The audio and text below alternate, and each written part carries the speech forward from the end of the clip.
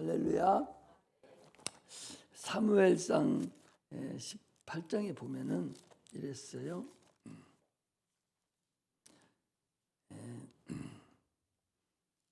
사무엘상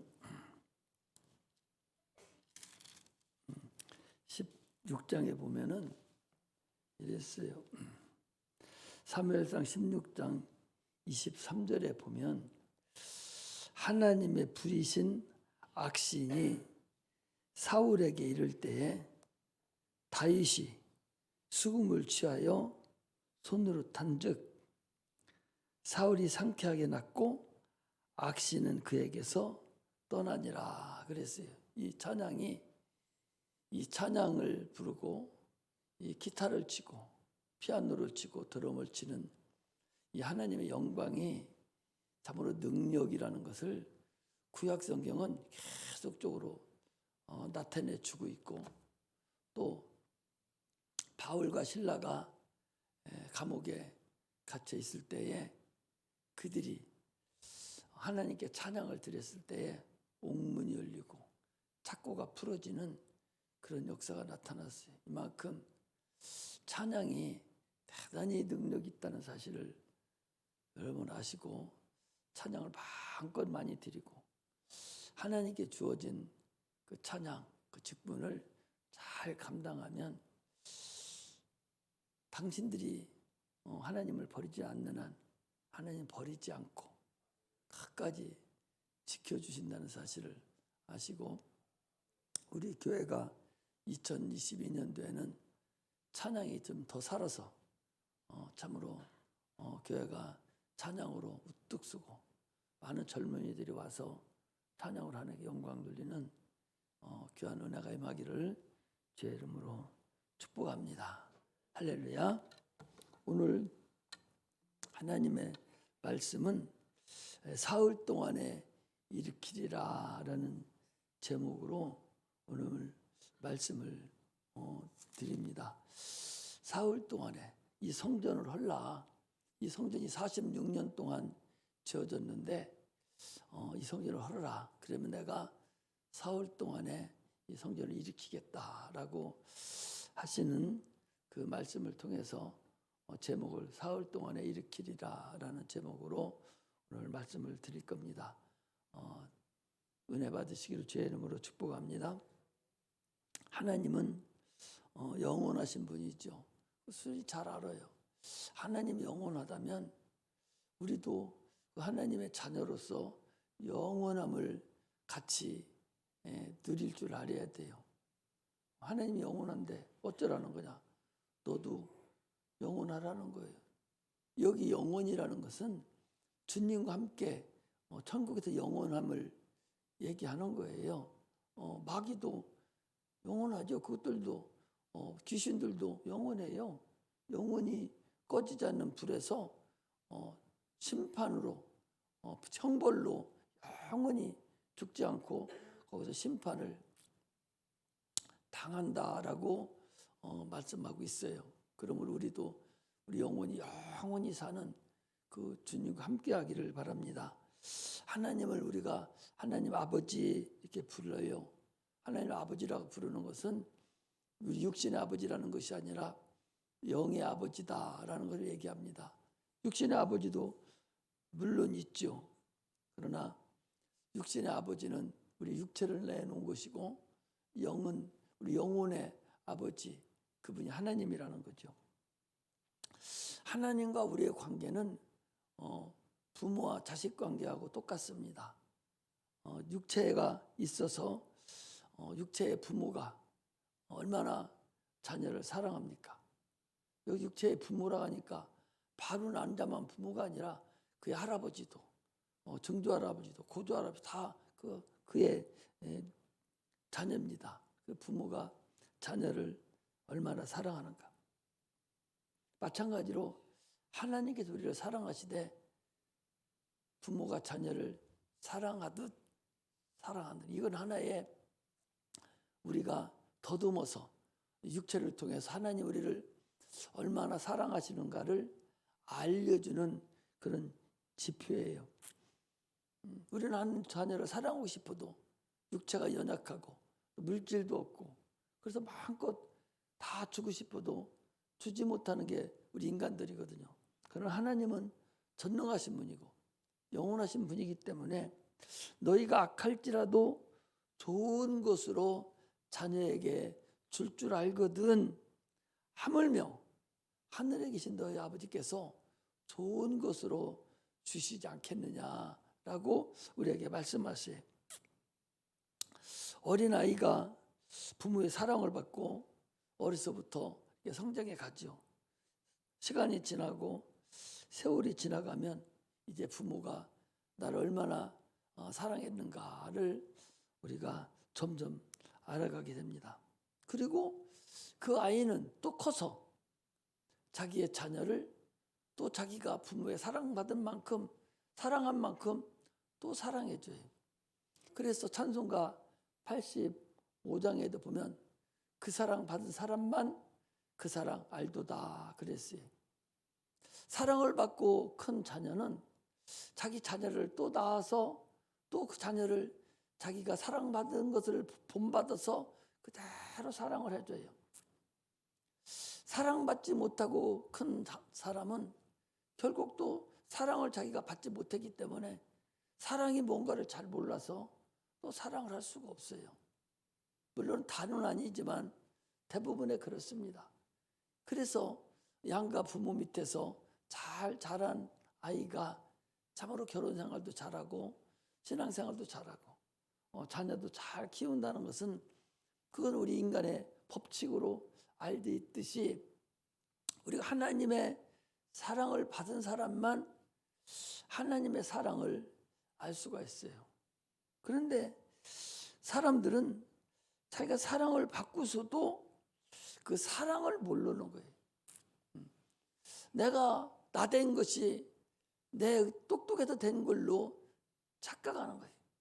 나의 나된 것이 하나님의 은혜로다라고 하나님을 찬양하고 감사할 줄 아는 자만이 하나님이 그를 기뻐하고 하나님이 그를 사랑합니다. 또 말씀을 드리지만 하나님과의 관계에서는 여러분 절대적으로 계산적인 관계가 해서는 안 됩니다. 하나님하고 어떻게 내가 계산을 할 수가 있어요?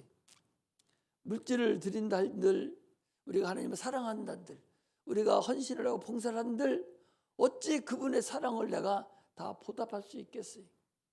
그러므로 하나님과의 관계에서는 어떤 일이 있어도 계산적인 관계가 되어서는 안 된다는 사실을 여러분 아셔야 됩니다. 이스라엘 백성들이 얼마나 11조를 잘 드립니까?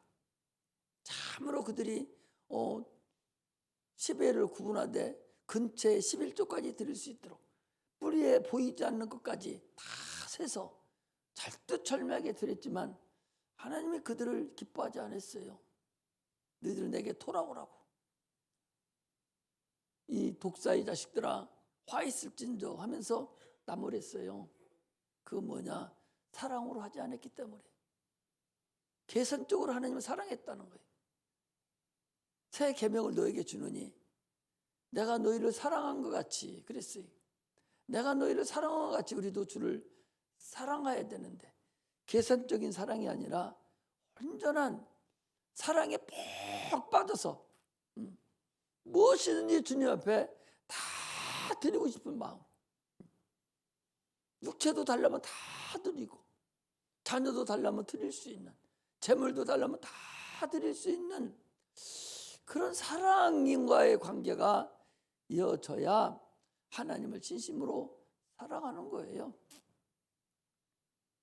알랑꿀랑한 그 자존심을 가지고 그 지식을 가지고 교만을 떨어서 하나님을 무한을 주는 그런 어리석은 자가 돼서는 안 됩니다.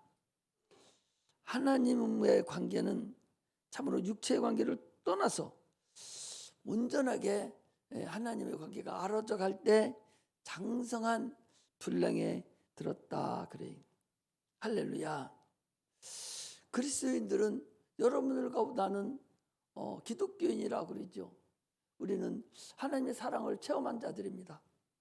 하나님의 사랑을 경험한 자들이 은혜를 받은 사람입니다.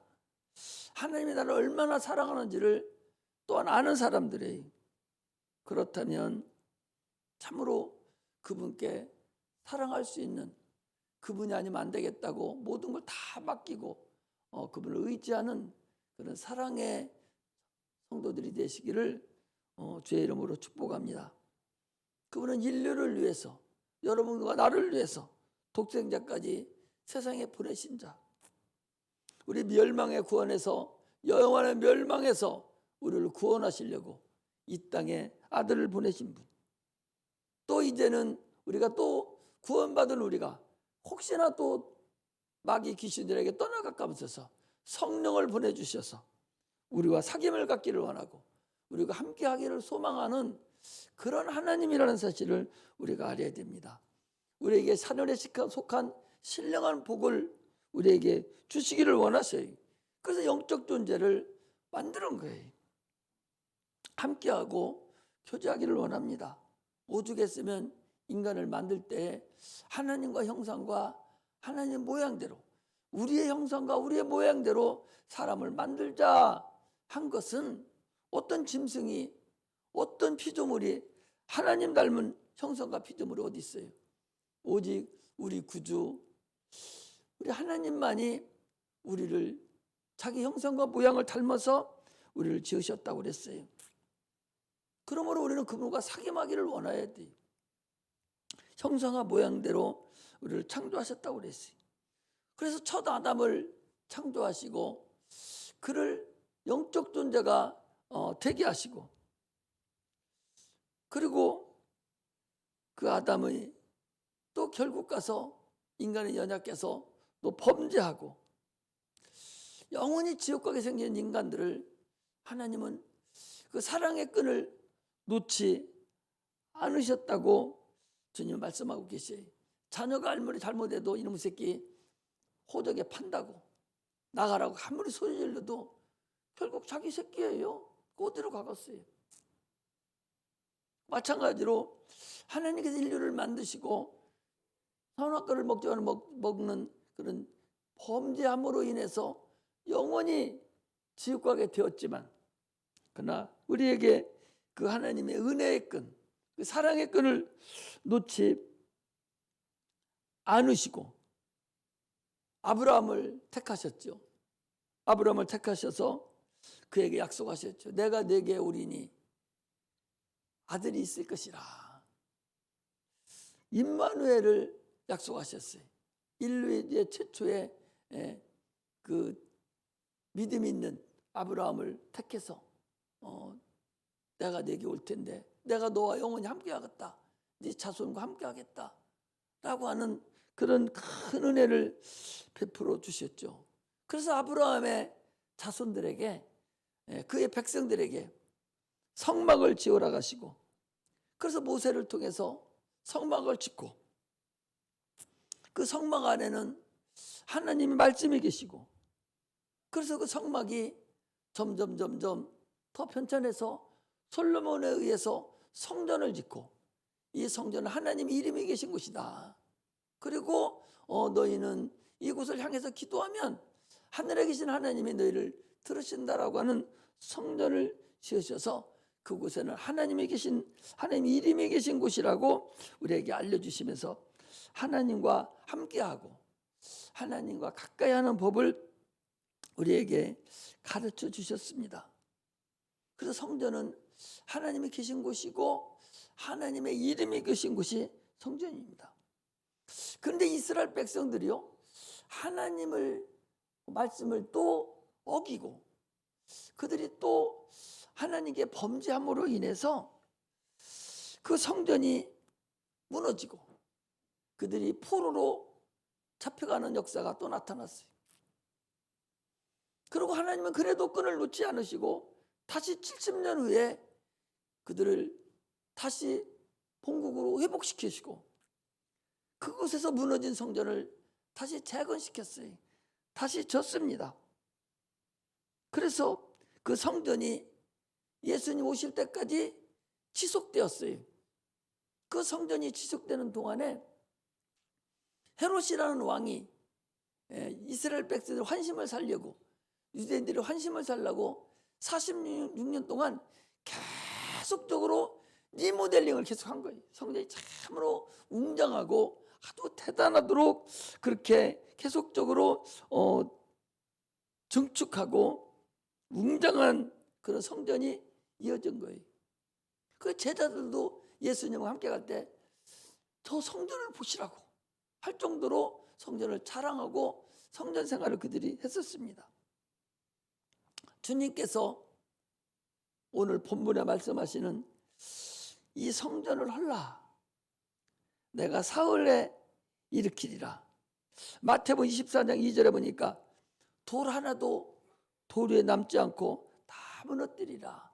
지금 다 무너지고 그 통곡의 벽이라는 유대인들이 가서 거기 벽을 향해서 놓고서 그 기도하고 금식하는 그 통곡의 벽이라는 그것만 남겨놓고 다 무너지고 하나도 없이 다 없어졌죠. 주님께서 이 성전을 헐라 내가 사흘에 일으키리라 하는 그 성전이 무엇인가? 이게 참 성전을 얘기하는 거예요. 사흘에 일으킨 그 성전이 뭔가? 예수님께서 십자가 못 박혀 죽으시고 땅속에 하루 동안 계신 그게 사흘이에요. 사흘 만에 부활하셨으니까 그 사흘 동안에 하나님 아들이 성전을 지은 것이죠. 눈으로 보시지 아니하는 신령한 성전, 참 성전을 오늘 지으신 것에 대해서 지금 말씀을 드리는 것이요. 죽으시고 땅속에 계실 때에 그때 지은 거. 그러니까 그리고 부활하심으로 지으신 그 성전이 그게 뭐냐? 참 성전이라는 것은 예수님의 십자가에 죽으신과 부활하신 공로가 있는 곳에 하나님이 너희와 내가 함께 하겠다는 거예요. 그곳에 하나님의 이름이 있다는 거예요. 그곳에 있는 자만 하나님을 만나고 그곳에 있는 성전이 만들어진 자만 구원에 이른다는 사실을 우리가 알 수가 있습니다. 할렐루야. 사도행전 17장 24절 25절에 보면 하나님은 천지의 주재신이 손으로 지으신 성전에 거하시지 아니하십니다. 만물을 친히 호흡을 주시는 분이시다.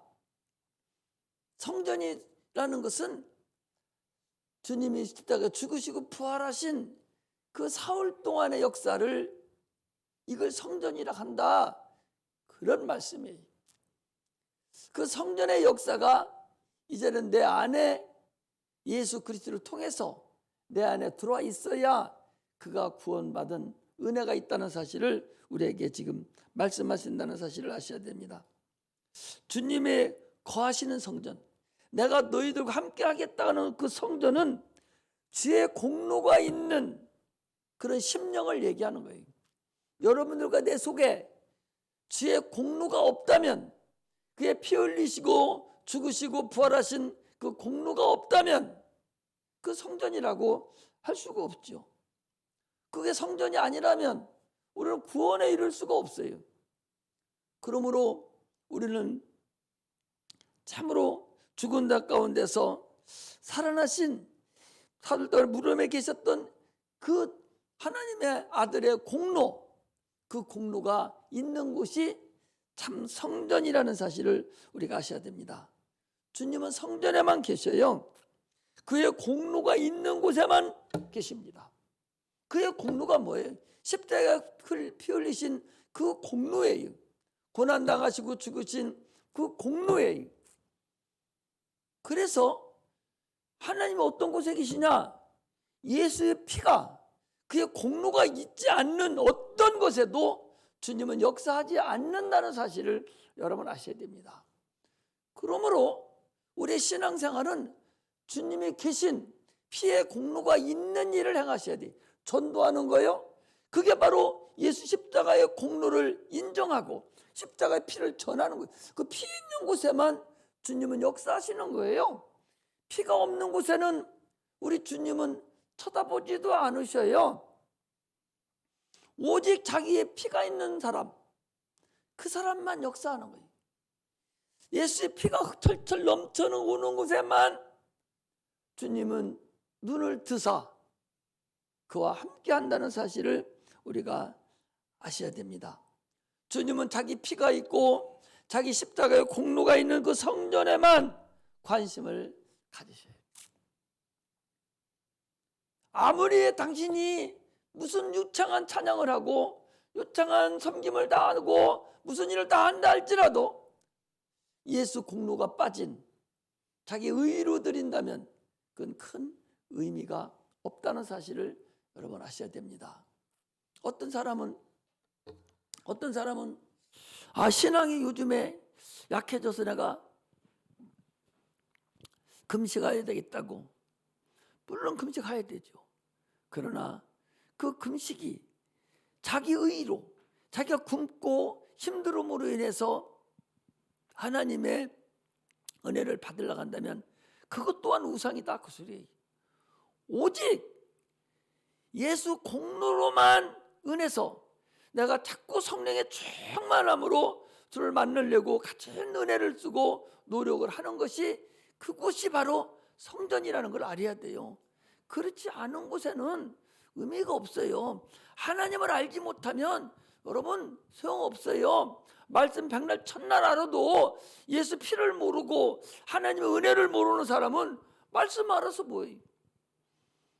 지금 저 중앙대학교 유명한 도울이라는 사람이 있어요. 그 도울이라는 사람이 신학박사예요. 신학박사다고. 신학박사다니까. 그 형제들도 목사들이 있어요. 근데 그분하고 예수하고는 전혀 다릅니다. 그분이 아는 예수는요 4대 성인 중에 한 사람하고 똑같이 대하고 있어요. 그 나와서 강의하는 거 보면 석가모니하고 같이 대항시키고 6.25에 나온 대항시키고 이러고 있지. 4대 성인으로 하나 알고 있지. 그가 천지를 지으신 하나님이고 우리에게 인간이 호흡을 주시는 살아계신 아버지라는 사실은 전혀 관계가 없는 거라는 사실을 우리가 아셔야 됩니다. 공산주의자들이 신학자들이 얼마나 많은 줄 아십니까?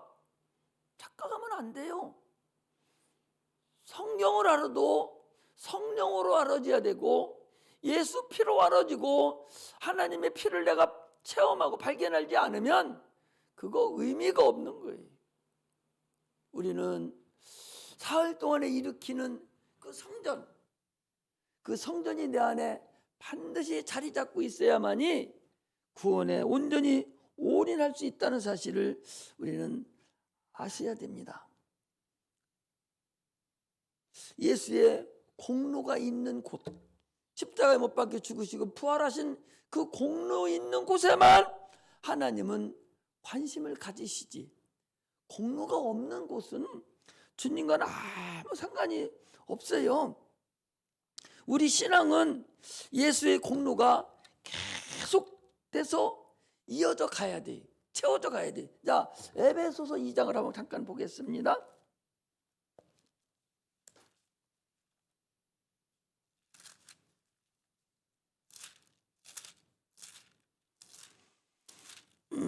에베소서 2장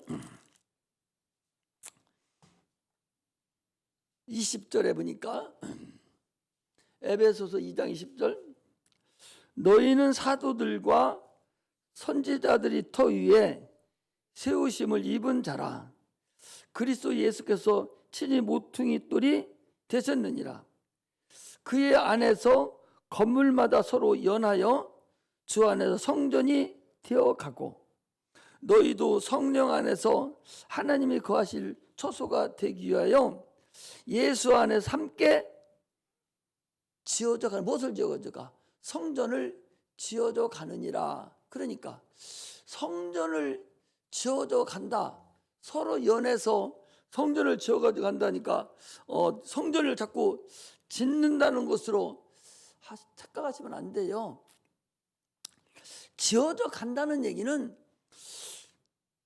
우리가 예수 안에서 성전이 되었는데 그 성전을 자꾸 예수 생명으로, 주님의 생명으로 채워져 가는 걸 얘기해요. 우리 옛사람이 내 안에 있는 것을 자꾸 밀어내고 새 사람으로 자꾸 내가 채워져서 성전이 온전히 이루어지는, 그걸 얘기하는 것이지, 성전을 지어져 간다니까 성전이 자꾸 지어지는 그런 걸 얘기하는 것이, 물론 그것도 큰 면에서 보면 될 수 있죠. 그러나 우리 개개인이 한 사람이 한 사람이 볼 때에는 나를 두고 성전이 내가 되었는데, 이 성전이 계속적으로 지어져 가야 돼. 성전이 채워져 가야 돼요. 예수의 공로로 채워져 가야 됩니다. 내 옛사람을 자꾸 밀어내야 돼요. 그래서 장성한 믿음의 분량에까지 올라와야 온전한 성전이 지어졌다라고 한다, 그 소리예요. 그러므로 예수 공로가 내 안에서 충만하게 계속적으로 유지되어 가야 돼. 세월이 가면 갈수록 콩깍지가, 껍데기는 가을 때쯤 되면은, 여름에는 그 찢어도 안 찢어져. 껍데기가 얼마나 두꺼운지 안 찢어져요. 그리고 가을만 되면 조금만 가서 만지작만 거려도 툭툭 튀어서 껍데기는 말려서 없어져 버리고 알맹이만 톡 튀어나오듯이, 우리 신앙이 연도가 깊어지고 주님의 갈 날이 가까워지면 가까워질수록 육체의 껍데기에 매달려 있는 것이 아니라 속에 있는데 영혼이 계속적으로 성령으로, 예수의 피로, 주의 말씀으로 꽉 채워져가는, 생명으로 꽉 채워져가는 그런 은혜가 임하시기를 주의 이름으로 축복합니다. 이것이 주님께서 사흘 동안에 이뤄놓으신 우리를 위한 성전이라는 사실을 우리가 아셔야 됩니다. 할렐루야. 침례는 뭡니까? 예수님의 죽으심과 부활을 내가 연합하는 것이, 이게 침례입니다. 주님이 죽으심과 부활하심이, 이게 바로 성전이에요.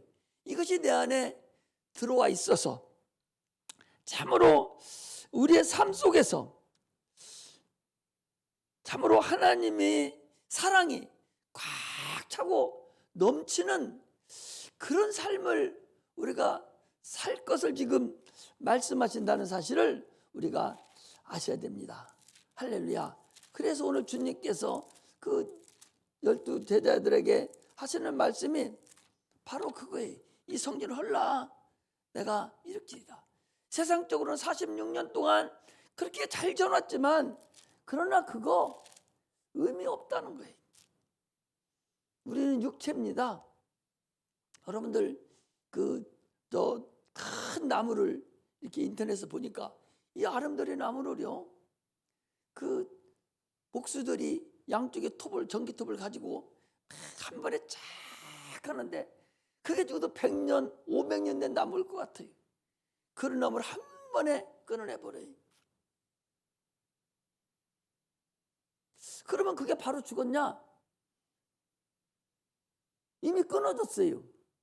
밑둥갈이 끊어졌으니까 지가 뭐 변순합니까? 근데 가만 놔두면은요, 내년에도 그 이파리가 거기서 또 나와요. 그러나 그거 살았냐? 그 죽었어요. 뿌리가 없습니다. 내후년에도 또 입에 나와요.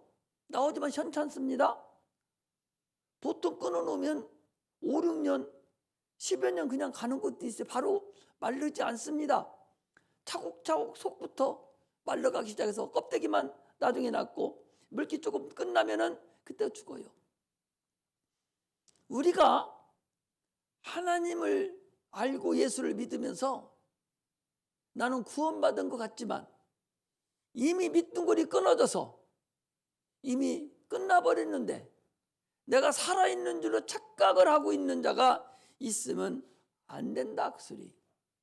삭정이가 돼서는 안 됩니다. 얼마나 많은 삭정이들이 있느냐, 그 소리. 자기는 성전이 되어 있는 줄 알았는데 하나님의 생명이 하나도 나에게 오지 않는 거예요. 그럼 그게 죽은 거지 뭐예요. 하나님의 생명이 나에게 넘쳐나는 2022년 하나가 되기를 주의 이름으로 축복합니다. 그리고 누구든지 목마른 자는 내게로 와서 마시라. 누구든지 와서 목마른 자는 와서 마시라는 거예요.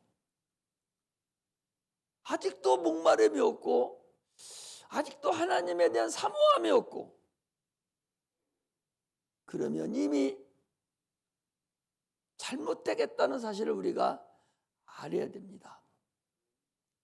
잘못하면요, 차라리 하나님을 모르는 자 같으면 전도함이라도 받아서 다시 시작할 수가 있는데 그도 내가 구원받은 줄 알기 때문에 문제가 되는 자가 있다는 거예요.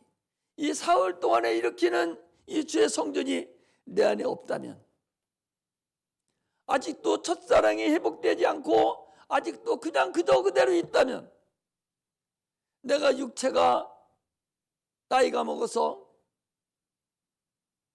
힘들어서 위기감을 느끼고 병이 들어서 내가 힘들어서 위기감을 느끼는데 그게 위기감이 아니라 내가 하나님 만나기를 싫어하고 아침에 말씀드렸듯이 내 안에 예수가 없다고 또 내 안에 사흘 동안에 일으킨 예수의 그 공로가 내 안에 없다면 이것이 바로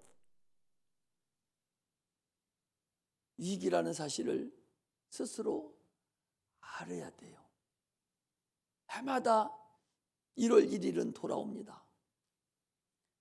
매년 1년에 한 번씩 위기가 돌아요.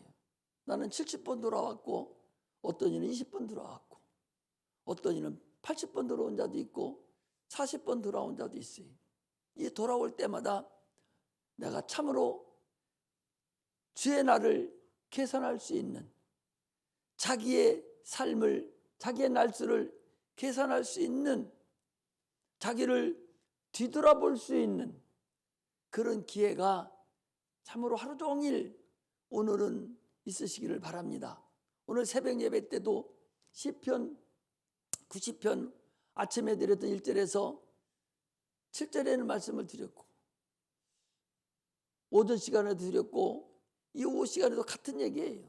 결국 우리는 주의 성전이 이미 우리에게 만들어져 있다면, 만들어지지 않았다면 성전을 당연히 만들어야 할 것이고, 그렇지 않다면 내 성전에 예수 생명이 꽉 들어 차도록 자꾸 채워놓고 고갈되지 않고 자꾸 채워넣는 그런 은혜가 임하기를 주의 이름으로 축복합니다.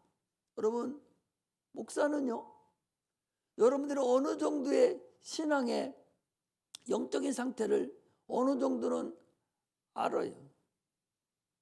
그러나 목사기 때문에 기도만 할 뿐이지 얘기해주면 또 상처받고 또 어려웠고 그래서 말씀을 못 드리지만 기도할 뿐이에요.